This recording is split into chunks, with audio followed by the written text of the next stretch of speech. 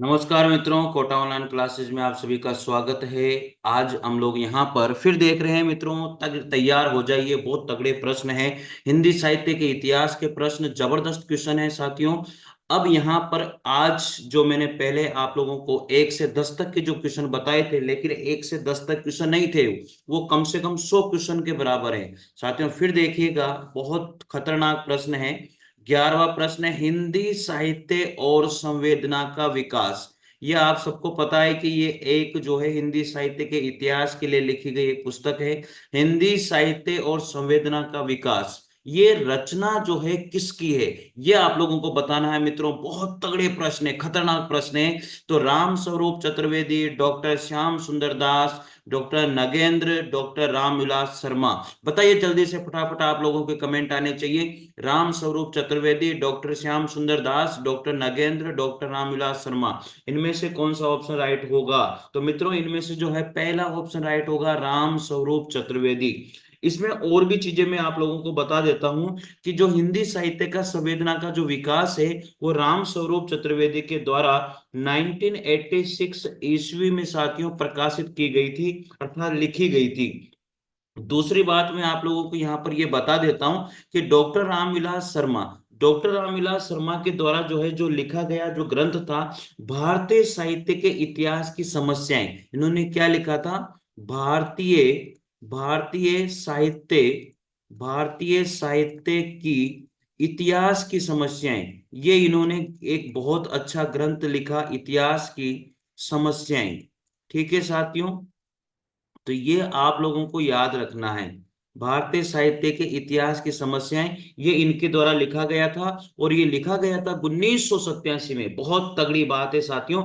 और एक बात और बता देता हूं, यहाँ पर डॉक्टर जो श्याम सुंदर दास है, इन्होंने लिखा था हिंदी भाषा का विकास। याद रख लीजिएगा, एक ही क्वेश्चन के साथ कितने ही क्वेश्चन बता देता हूं मैं।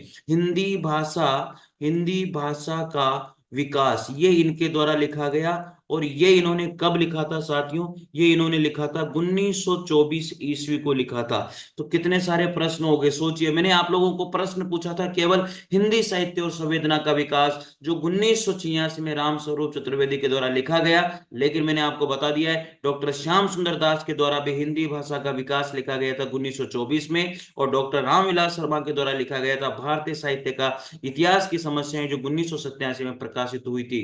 बहुत खतरनाक और बहुत अच्छे प्रश्न हैं, जिन्हें आप लोगों को याद रखना ही चाहिए मित्रों। बहुत अच्छे प्रश्न हैं और याद होने भी चाहिए। इन प्रश्नों को याद रखना बहुत जरूरी है। ठीक है, चलिए अगला प्रश्न की ओर हम लोग बढ़ते हैं। अगला प्रश्न आता है हमारा यहाँ पर 12 नंबर का, यानी कि 12 नंबर का। नागरिक प्रचारणी सभा द्वारा प्रकाशित हिंदी साहित्य का वृहत इतिहास। बहुत तगड़ा प्रश्न है, बहुत खतरनाक प्रश्न है, और अनेक बार इस प्रश्न को पूछा गया है। मैं आप लोगों को बता देता हूं, जो ये प्रश्न है, ये मान के चलिए बहुत खतरनाक प्रश्न है। चलिए, पहले प्रश्न में एक कुछ बातें और रह गई थी, उनको भी मैं आप लोगों को बता देता हूं। चलिए, एक बात बताइए मुझे, जो डॉक्टर नगेंद्र थे, इन्होंने भी तो कुछ लिखा था ना भाई। इनके द्वारा लिखा गया था हिंदी साहित्य का इतिहास। इन्होंने लिखा था हिंदी साहित्य का इतिहास। हिंदी साहित्य का इतिहास इन्होंने कब लिखा था? चलिए, आंसर दे सकता है कोई? इन्होंने लिखा था 1973 ईस्वी में। इन्होंने कब लिखा था? 1973 ईस्वी में लिखा था। चलिए, थोड़ी बहुत और बातें हम लोग यहाँ पर कर लेते हैं। पहले क्वेश्चन में कुछ चीजें रह गई थी, मैं बता देता हूँ। एक और बात मैं आप लोगों को यहाँ पर बताता हूँ कि हिंदी साहित्य का जो इतिहास दर्शन है, हिंदी का जो इतिहास दर्शन है, वो किसके द्वारा लिखा गया था? हिंदी का इतिहास दर्शन लिख लीजिएगा साथियों, बहुत तगड़ी बातें लिखा रहा हूं। हिंदी का इतिहास दर्शन, ये किसके द्वारा लिखा गया था? शायद आपको पता भी होगा। ये लिखा गया था डॉक्टर नलिन विलोचन शर्मा के द्वारा। किसके द्वारा लिखा गया था? डॉक्टर नलिन नलिन विलोचन शर्मा। किसके द्वारा लिखा गया था? विलोचन विलोचन विलोचन शर्मा के द्वारा लिखा गया था। याद रख लेना, ये लिख लेना मित्रों। ठीक है, चलिए अगली बात तो यहां पर मैं करता हूं। एक और मेरे को ध्यान आ रहा है कि हिंदी साहित्य का विवेचनात्मक इतिहास किसके द्वारा लिखा गया था? चलिए लिखिए, हिंदी साहित्य हिंदी साहित्य हिंदी साहित्य का विवेचनात्मक इतिहास विवेचनात्मक हिंदी साहित्य का विवेचनात्मक इतिहास।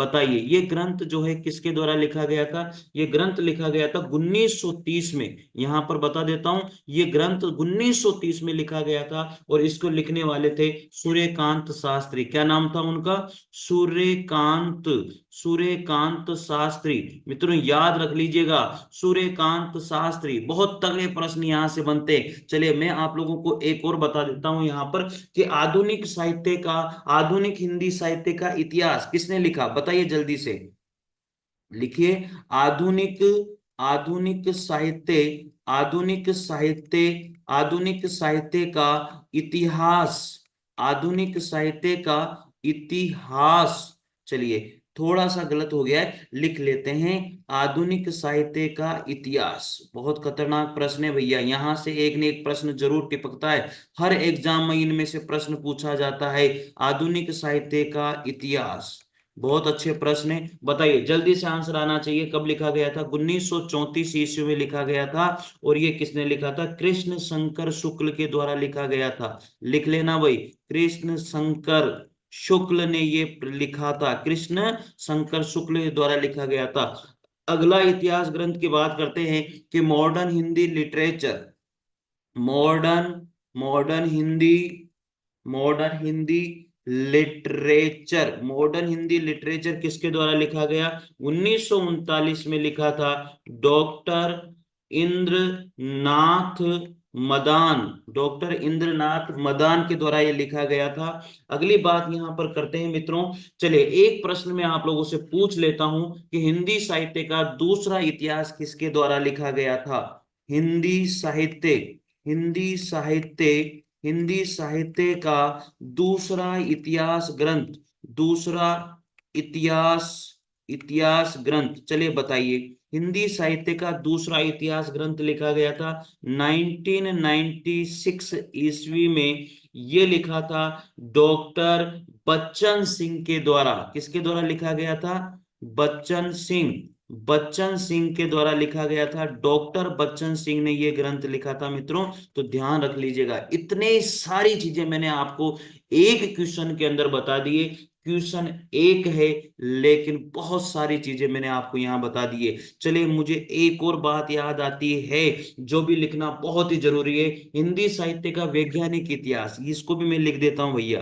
हिंदी, हिंदी साहित्य, हिंदी साहित्य का वैज्ञानिक इतिहास, इसका नाम बता सकते हो किसने लिखा था? हिंदी साहित्य का वैज्ञानिक, हिंदी साहित्य का वैज्ञानिक इतिहास। चलो देखो भैया, हिंदी साहित्य का वैज्ञानिक इतिहास ये किसने लिखा था? हिंदी साहित्य का जो वैज्ञानिक इतिहास ग्रंथ है ये लिखा गया था 1965 ईस्वी में लिखा गया था। और किसके द्वारा लिखा गया था शायद आपको पता भी होगा, ये मैं पहले भी बता चुका हूं, डॉक्टर गणपति चंद्र गुप्त के द्वारा बताया गया है। Doctor Ganpati, doctor Ganpati Chandragupta, doctor Ganpati Chandragupta ने इस ग्रंथ को लिखा था। बहुत सारे मैंने आप लोगों को बता दिए हैं, शायद इससे कुछ भी बार जाने वाला नहीं है। चलिए आगे बढ़ते हैं अगले प्रश्न की ओर। और यह रहा हमारा अगला प्रश्न, और यह है नागरिक प्रचारणी सभा द्वारा प्रकाशित हिंदी साहित्य का वृहद इतिहास। हिंदी साहित्य का जो वृहद इतिहास है उसका जो प्रथम भाग है उसका शीर्षक क्या रहा है? उसका शीर्षक क्या रहा है? जल्दी से आंसर आप लोगों को आना चाहिए। हिंदी भाषा का विकास, हिंदी भाषा, हिंदी साहित्य का उद्भव और विकास, हिंदी साहित्य का अभ्युत्थान, या हिंदी साहित्य के पीठिका। तो मेरे हिसाब से मुझे जो आंसर पता है वो है हिंदी साहित्य की पीठिका। बहुत तगड़ा प्रश्न साथियों यहां से बनता है और आप लोगों को ये प्रश्न याद होने ही चाहिए। तो इसका जो प्रथम भाग था, जो हिंदी साहित्य का वृहत इतिहास, जो 16 भागों में लिखा गया था, 16 भाग थे इसके, 16 खंडों में साथियों इसको प्रकाशित किया गया था। उसमें जो प्रथम भाग है, वो प्रथम भाग साथियों जो रहा है, प्रथम भाग उसका नाम था हिंदी साहित्य की पीठिका। तो ये आप लोगों को पता होना चाहिए साथियों। चलिए अगले प्रश्न की ओर बढ़ते हैं। हमारा अगला प्रश्न आता है 40 नंबर का प्रश्न है। बहुत तगड़ा प्रश्न है भाई। 14 नंबर का प्रश्न है, असंगत विकल्प का चुनाव कीजिए। इनमें से कुछ असंगत हैं। देखिए मैंने अभी अभी आप लोगों को बताया था कि हिंदी साहित्य का जो दूसरा इतिहास है वो किसके द्वारा लिखा गया? डॉक्टर बच्चन सिंह के द्वारा। क्या ये सही है? तो ये तो बिल्कुल 100% सही है साथियों। तो ये ऑप्शन तो अपना सही है, क्योंकि मैंने अभी अभी आप लोगों को बताया हिंदी साहित्य 20वीं शताब्दी, हिंदी साहित्य 20वीं शताब्दी बाबू श्याम सुंदर दास के द्वारा लिखा गया है क्या। ये क्वेश्चन यहाँ पर गलत हो जाता है। जो हिंदी साहित्य 20वीं शताब्दी 1942 में साथियों ये लिखा गया था आचार्य नंद दुलारे वाजपेयी के द्वारा। किसके द्वारा?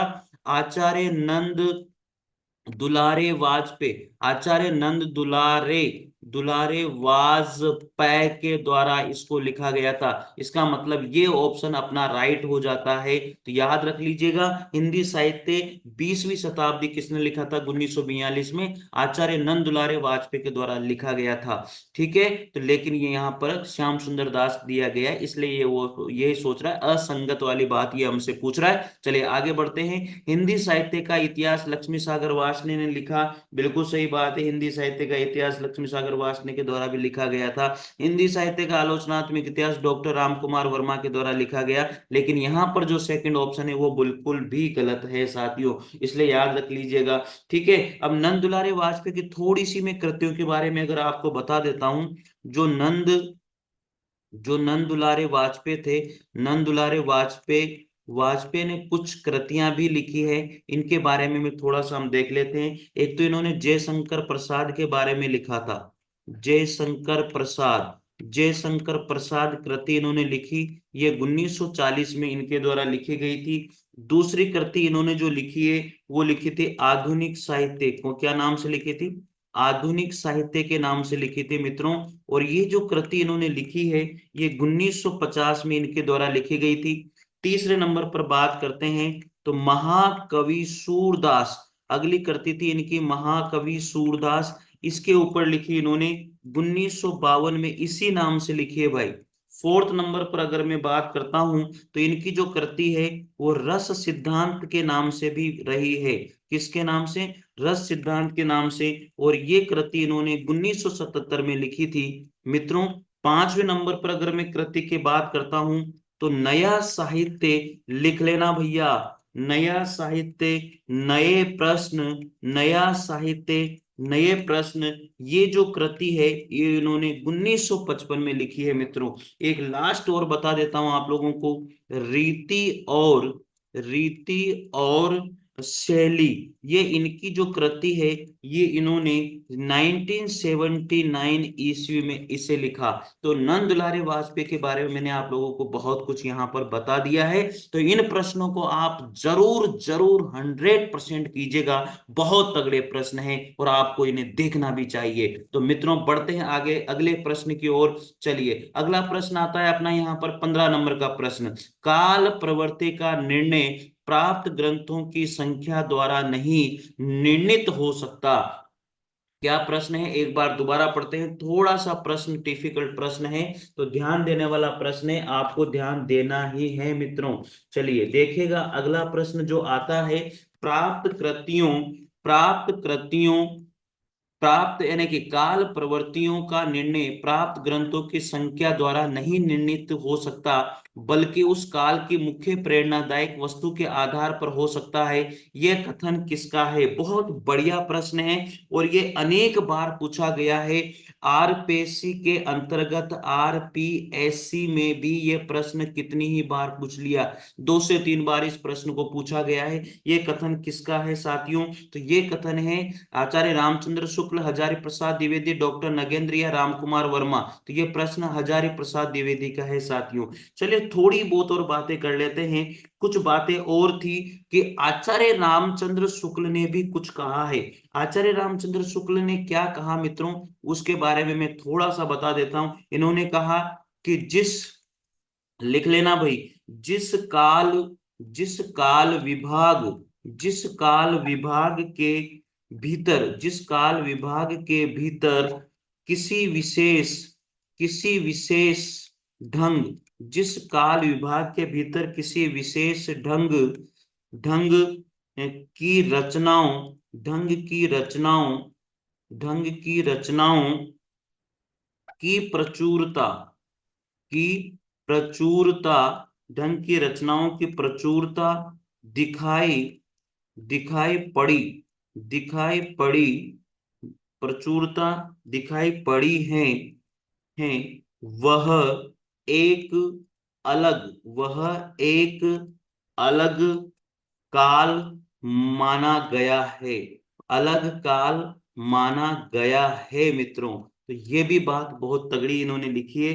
और और उनका नामकरण उनका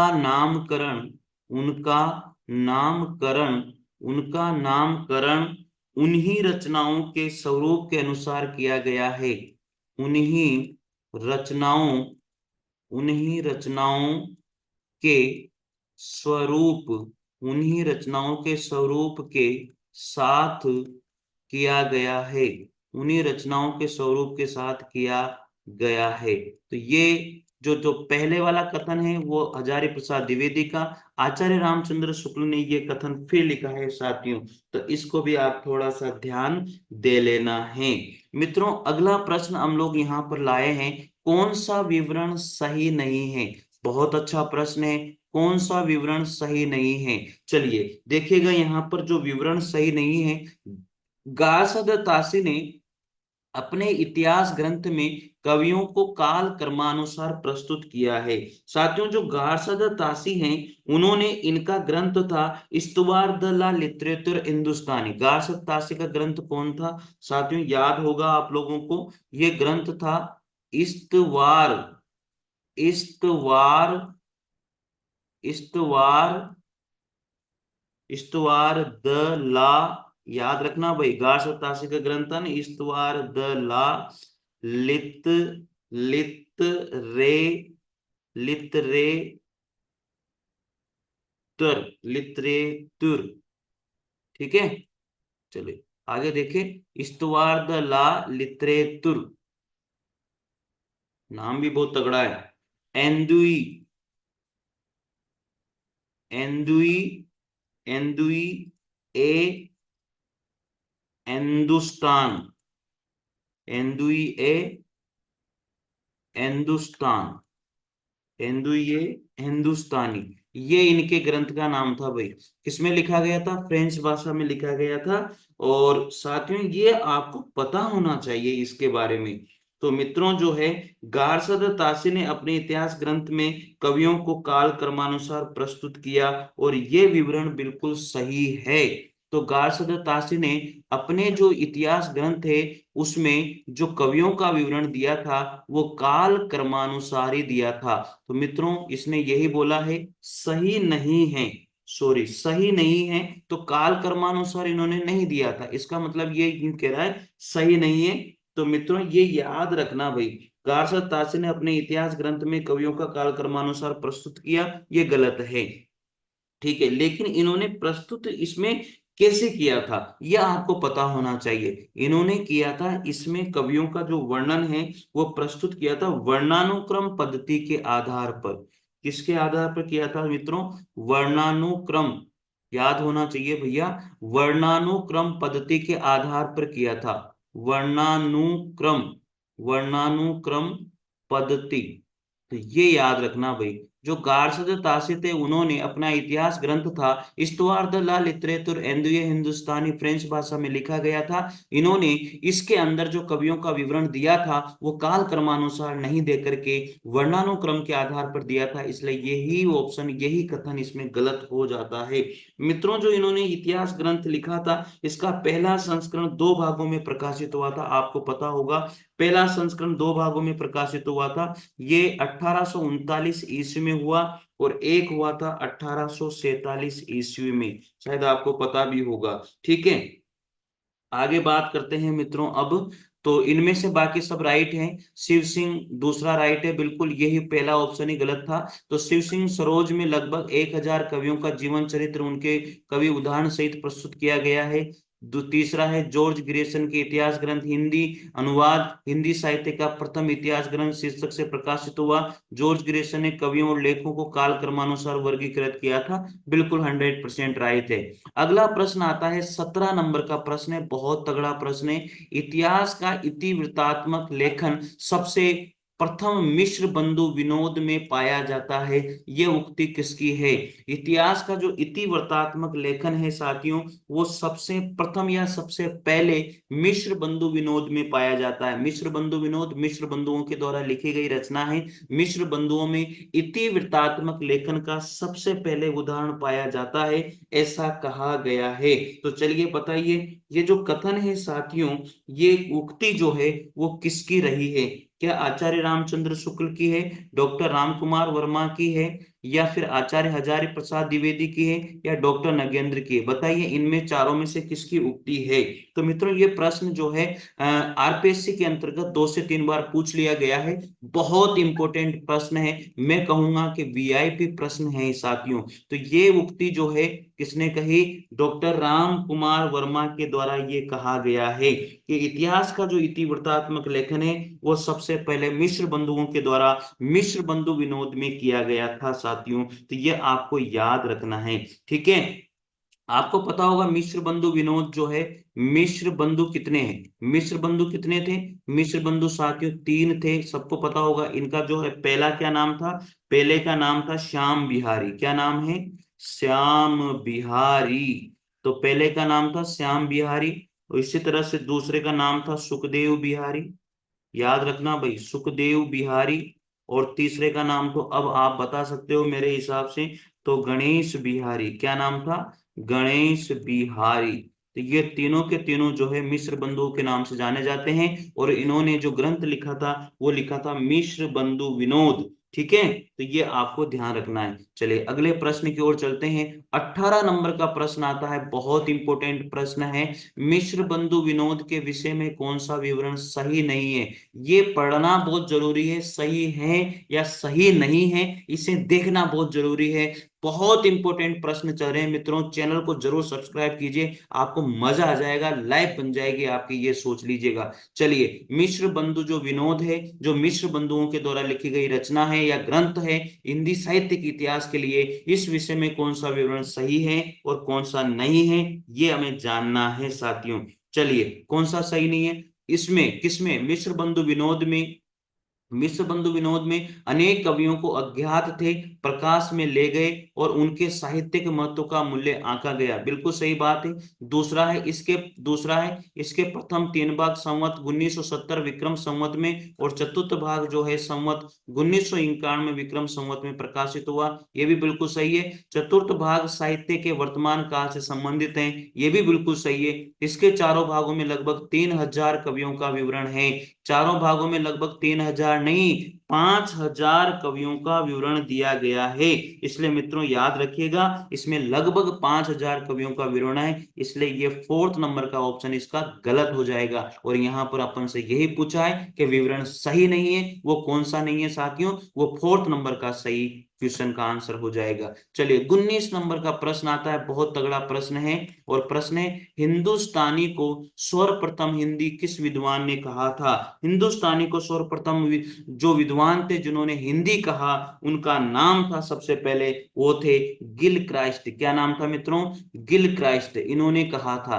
तो गिल क्राइस्ट के द्वारा हिंदुस्तानी को जो है सबसे पहले हिंदी कहा साथियों। तो ये प्रश्न बहुत तगड़ा प्रश्न है, इसलिए आप लोग इसको ध्यान रख लीजिएगा।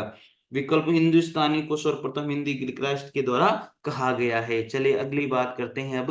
रीति काल को, अगला 20वें नंबर का प्रश्न आता है, रीति काल को सर्वप्रथम श्रृंगार काल, रीति काल को सर्वप्रथम जो है श्रृंगार काल नाम रखने का सुझाव किसके द्वारा दिया गया था? तो रीति काल को श्रृंगार काल कहने का पीछे जो रीजन है, वो सबसे पहले ये सुझाव देने वाले कौन थे? सबसे पहले सुझाव देने वाले आचार्य रामचंद्र शुक्ल, विश्वनाथ प्रसाद मिश्र, हजारी प्रसाद द्विवेदी, या डॉक्टर राम कुमार वर्मा। तो इसका सही आंसर हो जाएगा आचार्य विश्वनाथ प्रसाद मिश्र ने जो है रीति काल को श्रृंगार काल कहा। थोड़ी बहुत और बातें मैं आप लोगों को यहाँ पर बता देता हूँ साथियों। जो रीति काल था उसको उसको याद रखना। रीति काल को रीति काव्य किसने कहा? रीति काल को जो रीति काव्य कहने वाले थे वो थे जॉर्ज अब्राहम ग्रेसन। क्या नाम था उनका? George Grierson. याद रखना, रीति काल को रीति काव्य कहा जॉर्ज ग्रियर्सन ने। रीति काल को आप सबको पता होगा अलंकृत काल कहने वाले कौन थे? अलंकृत काल, रीति काल को सबसे पहले अलंकृत काल किसने कहा था? ये क्वेश्चन मैंने कितनी ही बार बता दिया, मिश्र बंधुओं के द्वारा कहा गया था। किसके द्वारा? मिश्र बंधुओं के द्वारा। तीसरे नंबर पर बात करते हैं, रीति काल को रीति काल कहकर किसने पुकारा? तो ये थे हमारे आचार्य रामचंद्र शुक्ल। आचार्य रामचंद्र शुक्ल, आचार्य रामचंद्र शुक्ल के द्वारा रीति काल को जो है रीति काल कह के पुकारा था। अगली बात आती है, रीति काल को कला काल किसके द्वारा कहा गया? रीति काल को कला काल कहने वाले कौन थे? रमाशंकर शुक्ल रसाल। रमाशंकर रमाशंकर शुक्ल रसाल, इन्होंने रीति काल को कला काल कहा था। ठीक है, रमाशंकर शुक्ल रसाल। पांचवें नंबर पर बता देता हूं, रीति काल को जो है श्रृंगार काल कहने वाले, तो अभी अभी मैंने आपको बताया है, रीति काल को श्रृंगार काल किसके द्वारा कहा गया? विश्वनाथ विश्वनाथ प्रसाद मिश्र। विश्वनाथ प्रसाद मिश्र के द्वारा रीति काल को श्रृंगार काल कहा गया। बहुत तगड़े प्रश्न हैं, बहुत अच्छे प्रश्न हैं साथियों।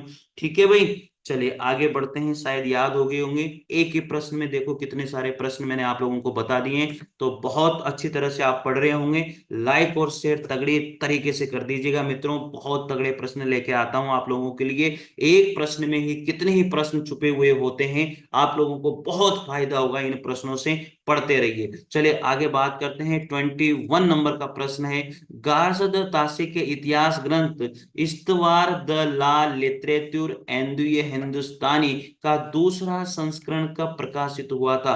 1848 में, 1868 में, 1871 में, या 1888 में? कब प्रकाशित हुआ था साथियों? 1871 में जो है गार्सद ताशी का ग्रंथ था इस्तवार द ला लिटरेचर हिंदुस्तानी, इसका दूसरा संस्करण जो है 1871 में प्रकाशित किया गया था मित्रों। ये आपको पता होना चाहिए। तो 1871 में प्रकाशित हुआ था। इसके दो भाग थे, आपको सबको पता है इसके कितने भाग थे। इसको दो भागों में प्रकाशित किया गया था।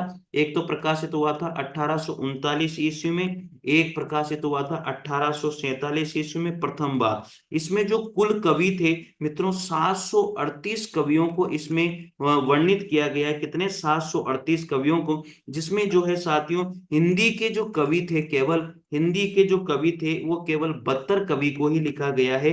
बाकी सारे के सारे जो कवि थे वो उर्दू के रहे हैं साथियों। तो 72 कवि ही हिंदी के इसमें रहे हैं।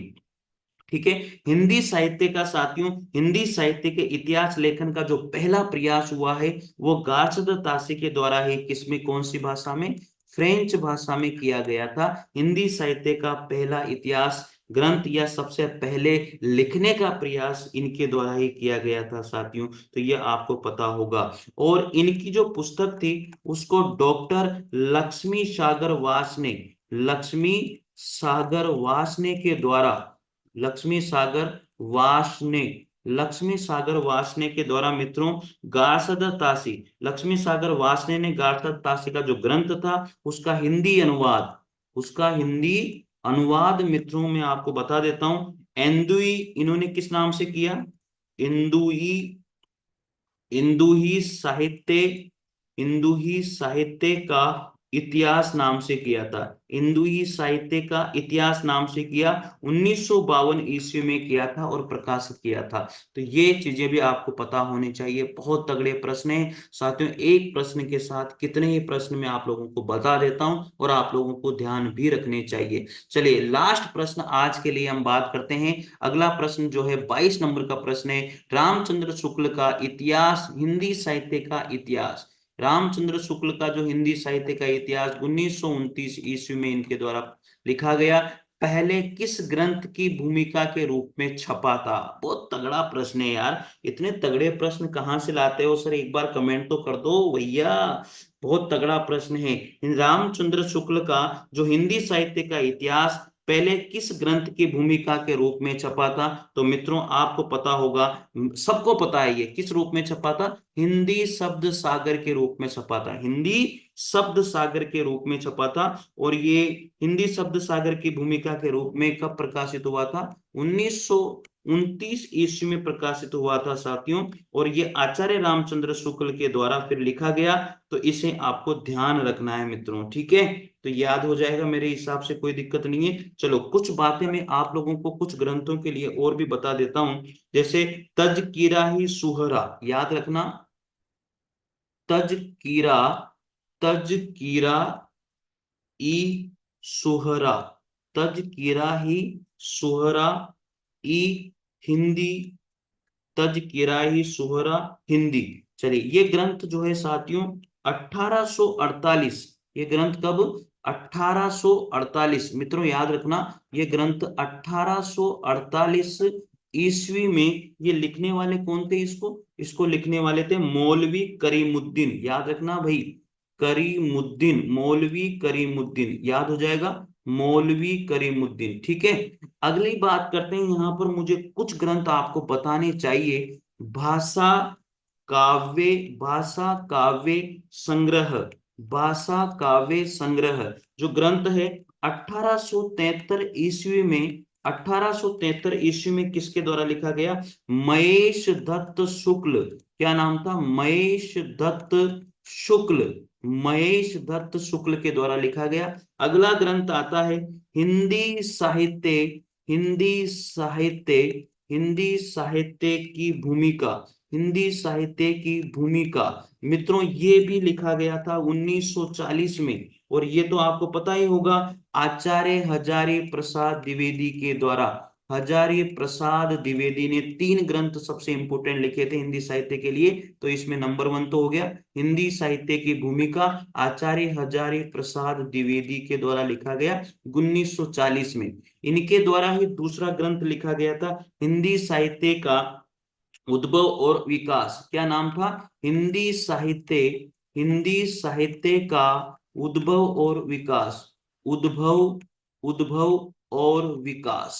तो ये भी इनके द्वारा ही लिखा गया, लेकिन ये लिखा कब गया था, 1952 में लिखा गया था आचार्य हजारी प्रसाद द्विवेदी के द्वारा। आचार्य हजारी प्रसाद द्विवेदी के द्वारा एक और लिखा गया था, वो था हिंदी साहित्य, हिंदी साहित्य का आदिकाल के नाम से लिखा था, हिंदी साहित्य का आदिकाल के नाम से लिखा गया था, ये भी 1952 ईस्वी में लिखा गया था। इस तरह से ये तीनों ग्रंथ जो है आचार्य हजारी प्रसाद द्विवेदी के द्वारा लिखे गए, हिंदी साहित्य की भूमिका, हिंदी साहित्य का उद्भव और विकास, हिंदी साहित्य का आदिकाल। तो पहला 1940 में, फिर 52 में, फिर 52 में, तो आदिकाल वाला बाद में लिखा था, उद्भव और विकास वाला बीच में लिखा गया था, तो आप लोगों को ध्यान रखना है।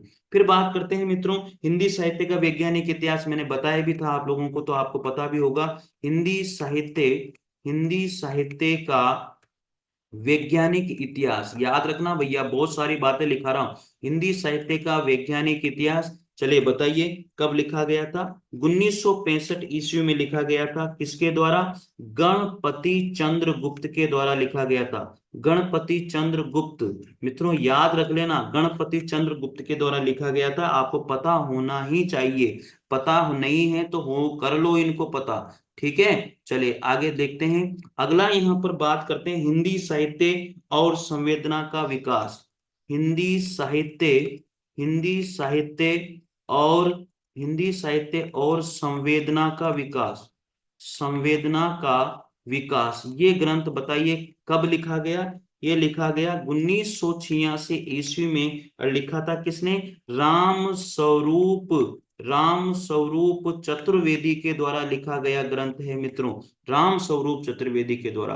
तो इतनी सारी बातें एक ही क्वेश्चन में आप लोगों को मैंने बता दी है, तो मित्रों जरूर लाइक और शेयर कर देना, पसंद आए तो, नहीं आए तो कोई बात नहीं, मैं मेहनत करता रहूंगा आपके साथ और आप मेरा साथ देते रहेंगे। तो मित्रों इन क्वेश्चनों के साथ जो 10 क्वेश्चन मैंने बताए हैं, ये 10 क्वेश्चन नहीं है, ये कम से कम 100 क्वेश्चन के बराबर मैंने आप लोगों को बता दिए। नोट्स बनाना शुरू कर दीजिए, क्वेश्चन के साथ लिखना शुरू कर दीजिए, अब गारंटी दे रहा हूं इनके बाहर कोई भी क्वेश्चन किसी भी एग्जाम में आने वाला नहीं है, इसलिए चैनल से जुड़ जाइए। चाहे आप हिंदी साहित्य के इतिहास की फर्स्ट ग्रेड की तैयारी कर रहे हो, आरपीएससी फर्स्ट ग्रेड की तैयारी कर रहे हो, आरपीएससी सेकंड ग्रेड की तैयारी कर रहे हो, या टीजीटी पीजीटी की तैयारी कर रहे हो, या डीएसएसबी की तैयारी कर रहे हो, केंद्रीय विद्यालय की तैयारी कर रहे हो, या फिर यूपी पुलिस में जो हिंदी साहित्य का इतिहास आता है उसकी तैयारी कर रहे हो, किसी की भी तैयारी कर रहे हो, आप लोगों को जो है साथियों आरपीएससी हिंदी साहित्य की तैयारी कैसे करनी चाहिए ये मैंने आप लोगों को बता दिए। आरपीएससी सेकंड ग्रेड की तैयारी कैसे करनी चाहिए ये मैंने आप लोगों को बता दिए।